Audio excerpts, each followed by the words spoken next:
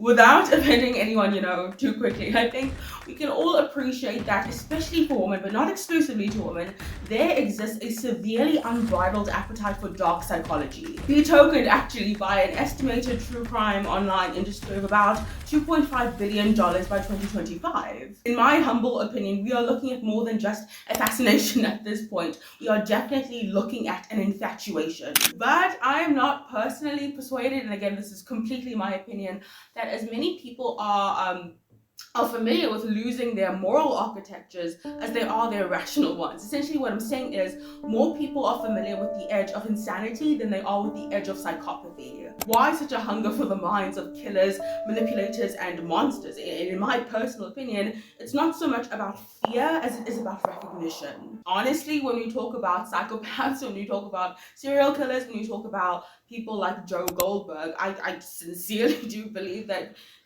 few people know what it feels like to lose your moral architecture until it's actually gone. The literature, one of my favorite works of Dostoevsky, specifically the brothers Karamazov, offers, I think, a prime experiential template for the stratified collapse into insanity, and that is exactly what I want to talk about today. The reason I want to anatomize it, adjacent to a number of other fictional works, including You on Netflix, and also one of my other favorite classics, Beauty and the Beast, and a few other modern and fictional case studies.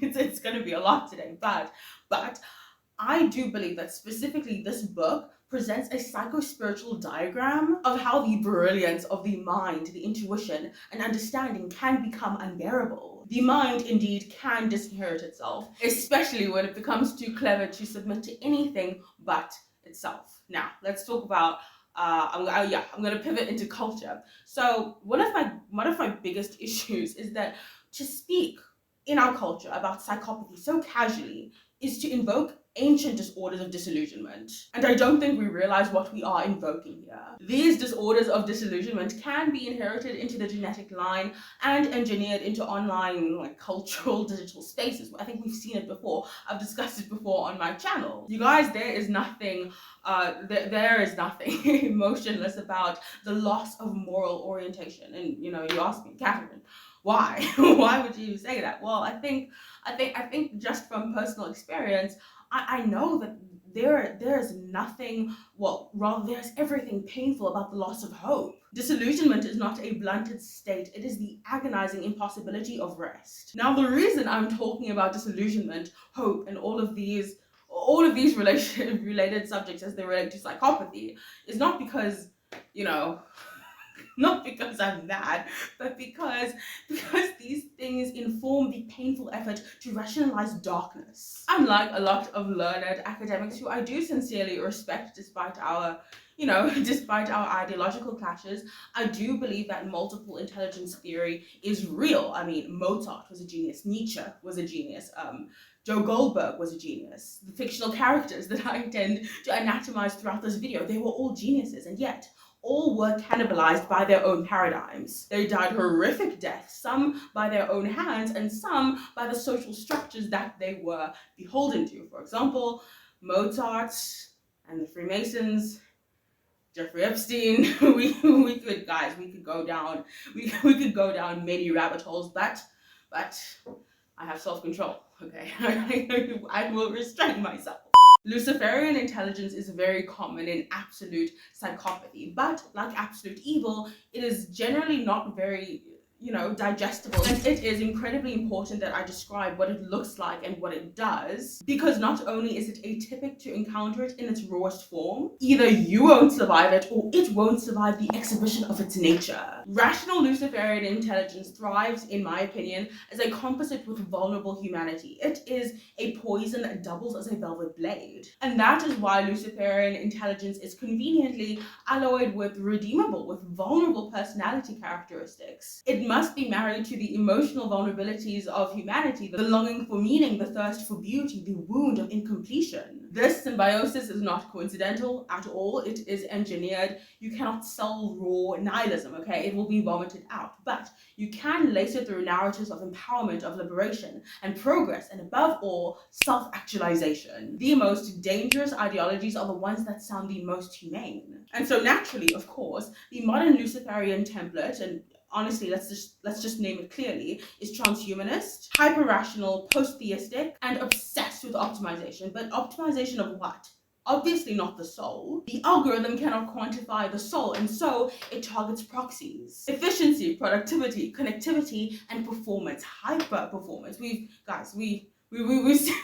seen this. We know these people. These are the redeemable traits. And it is simply not incidental to me, your favorite conspiracy theorist, that artificial intelligence, that neuroenhancement, crypto finance are pitched as solutions to human frailty. I mean, guys, the pretext is simple. Your humanity is the problem. Let's help you transcend it. In dark psychopathies, the serial killer, the cult leader, the tyrant is always part human, right? But also part divine. The slow kill is most effective, right? Because it teaches the victim to believe that they are healing while they die. It effectively reconfigures humanity into an internalized machine, self-regulating, I mean, guilt-producing and performance-driven at every point. It rewards you for betraying your soul as long as betrayal looks like growth. It turns men into gods and then into ghosts because in rational online legalism, i.e. cancel culture, you set up the people you adore to fail because they have to sell themselves as branded as static. They are programmed, sadly, by the Babylonian algorithm, which I will never stop talking about because it's so, there's so much that we could sink our teeth into. But that's not this video.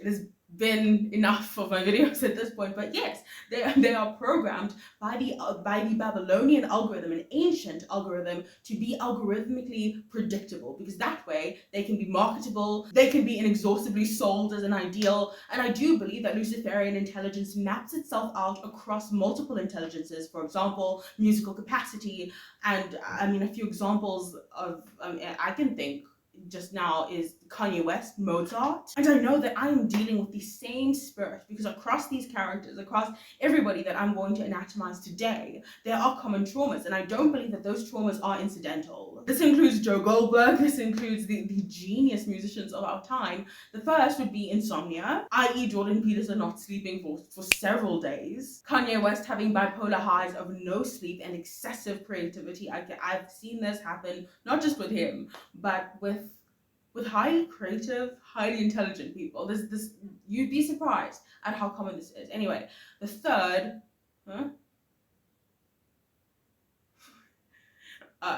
the second would be ideological fragility. The second would be addiction, and the third would be ideological fragility. There is something deeply telling, almost prophetic, about the modern icon of sleeplessness, hustle culture, okay? You know what I'm talking about. The glamorization of 3 a.m. productivity, the late night intellectual spirals posted online. All these things converge to form the illusion of lucid wakefulness. But behind it, in my opinion, lies a pathology, the refusal to surrender, a fear of unconsciousness, the terror of not being in control. During REM sleep, what you need to appreciate is that the brain integrates emotional memories, it reconfigures neurological patterns, and it restores functionality into the default mode network. We've talked about this before, but essentially it is the very system that balances your internal narrative with external stimuli. Sleep heals fragmentation. It restores the psyche to the coherent whole, something the Luciferian paradigm obviously fears because coherence demands surrender, demands submission. The Luciferian paradigm prefers psychological fragmentation that they can orchestrate. It actually helps if you have a broken heart. I'm going to get into this later, but the curated collapse, the surgical madness, the hyper-rationalized despair, anything anything but divine recalibration. Insomnia then, and its digital twin, ideological insomnia, become a badge of honor in these online ecosystems, okay? They mock rest. They sanctify the always on, ever raging mind. I can't sleep because I see too much. I can't rest, obviously, because the world is mad. But the tragedy is that this form of insomnia is not awareness at all, in my opinion. It is a form of inverted blindness. Too much exposure to artificial light and too little vision of the interior sun. In Jungian terms, the refusal to sleep is the refusal to integrate the shadow. And so these sleepless prophets are visibly unraveling. They're not awake in any meaningful sense, in my opinion. Oh, okay. Let me rephrase. It's not that there isn't meaning to what they say and what they espouse. It's not that there isn't depth to what they say and what they espouse. It's that there isn't utility. It's that there isn't long-term utility, and so it predictably becomes a death spiral. And if you know me in my personal life, you will know that I'm already very emotionally hypersensitive, and not like in an unstable way. I've always been this way. But yeah, when I don't sleep, it definitely gets amplified. And I know that most my demographics is mostly men, and so you might not be able to understand this analogy, but guys, sincerely, I would rather be on my period than have not slept. And that's saying a lot. That's saying a lot. Like, I imagine, like, I'm already very much in touch with my emotions. If you guys like, when I'm laughing, I can't stop the tears. Like, I start tearing up. When I'm crying, I'm also crying. I'm sure you've seen it in my videos. Like, when I start to laugh, it kind of sounds like I'm about to cry, and it's because I am about to cry, because it's just, I think it's I don't know, I think it's just what it is. It's just what it is. I know a few other women like this. We just, and men too, we just feel things very intensely, you know? So not sleeping does not help the situation, if that makes sense. They are trapped in the lucidity of a nightmare, unable to wake, unwilling to rest, and so they lash out, they spiral, they call each other rats and psychos and idiots. But these insults are projections. They are splinters, well, they are shadows of their splintered selves. And I'm not saying this from a place of like of condemning accusation. I'm saying this from a place of personal experience. I have struggled with insomnia for the past decade of my life. It is at this point integrated into my daily experience. And I noticed that the less I sleep, the more irrational I am, the more delicate I am. Your mind is so hyperactive at all hours of the day and of the night, and you glorify it as something of personal responsibility, of righteousness, of utilizing, right, your awakened state, right, of utility. But it's not. It's absolutely not. The way I had to, guys, see, really, the way I was sat down and had a really humbling reality check, like, it slapped me. Anyway, Luciferian intelligence is not explicitly inherited by Lucifer himself, otherwise everyone would simply determine the heuristics and dispense with these people completely. What you need to know about Luciferian intelligence is that 1, it is self-referential, 2, it is obsessive, and 3, it is hyper-emotional, not in the way that I just described, that's different. It is mercurial, it is volatile, and so it can often express as sentimental. It seduces, see, because it is beautiful, because it is sincere in its rebellion. This is Joe Goldberg. This is why he is so attractive to so many women. There is something, I think, irrepressibly seductive about sincerity to broken women. We will definitely get into Beauty and the Beast programming later, either in this video if I have time, or if we do a part 2. But yes, Luciferian intelligence, I think, cannot be crucialized to cold logic. His intelligence was ingeniously relational, and I think it was intended to be that way. It was meant to reflect the glory of God like a mirror, but instead of reflection, he now demands this inexhaustible worship. He now consumes. Because a narcissist's ambition is audacious, and it looks like ambition. His fall, as we observe in the pre-Adamic narrative, came by the abundance of his trading. This was Ezekiel 28. 8. Echoed again, I think it is in Revelation, where there's a description of the whore of Babylon's trade in the bodies and souls of men. These references, guys, are crucial. The core delusion of Luciferian rationalism is not simply self-worship, okay? It is the illusion that control can replace meaning. What we call trading in modernity, okay, crypto, forex, the algorithmic slicing of seconds into profit and data. What did Babylon trade in according to Revelation 18? We talked about this, the bodies and souls of men. This is not just metaphorically hyperbole, okay? This is recursively self-referential. It is the system that justifies itself by itself. It is the Ouroboros that consumes its own epistemology in the search of omniscience. It's really fascinating, but what I'm trying to say is that this obsessive self-referential worship is the very property that causes Luciferian intelligence to cannibalize itself. It's obvious, as some of you guys may appreciate, in transparency of my own ideological positions, the philosophies of Elon Musk, Sam Harris, who else? Yuval Noah Harari. They have no real emotional bearing on me, simply because I'm not, I struggle to be persuaded by the utility of their arguments, specifically utility to be maintained in the long term. These men believe that they can rationalize destiny for themselves, for all of humanity. They believe that they can rationalize the hopelessness of human fallibility, not realizing the end point of this algorithm, the algorithm that they are beholden to, the algorithm that I think that they think that they built, but really it's, guys, like I keep saying, that this is old, this is ancient. What often is missed is this: Luciferian's intelligence and capacity fails because he has no capacity for real love. Love is the objective that transcends logic without contradicting it. And if you if you subscribe to the ideas and philosophies of these men, this will absolutely make no sense. Jordan Peterson's, I think, veiled theology of the self, though emotionally grounding for many, I sympathize with that, is ultimately another Tower of Babel. And for me, it's hard because, guys, I started watching him when he put out, I think, his first lecture videos. Not the lecture videos on stage, no, the lecture videos of him in in his university lecture halls, very old, not great quality, but that was the Jordan Peterson I fell in love with. Like that was, I would watch these religiously, and I don't know. See, this is where it becomes so strange for me, because I don't know how he got pushed into like the alpha male sphere. Like I could not understand the association. I really couldn't.